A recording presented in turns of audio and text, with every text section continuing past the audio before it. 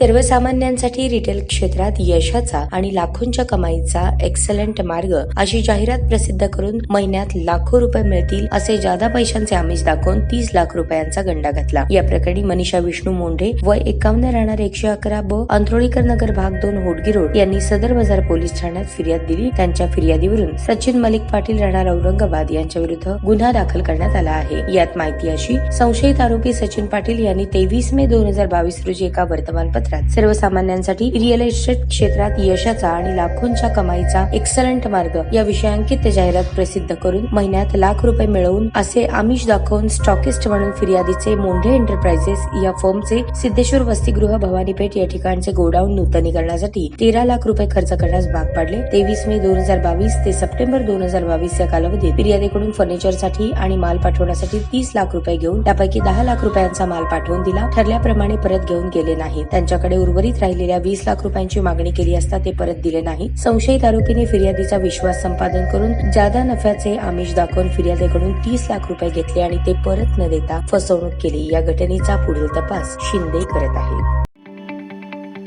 ताज्या बातम्या पाहण्यासाठी प्राईम महाराष्ट्र न्यूज चॅनलला सबस्क्राईब करा।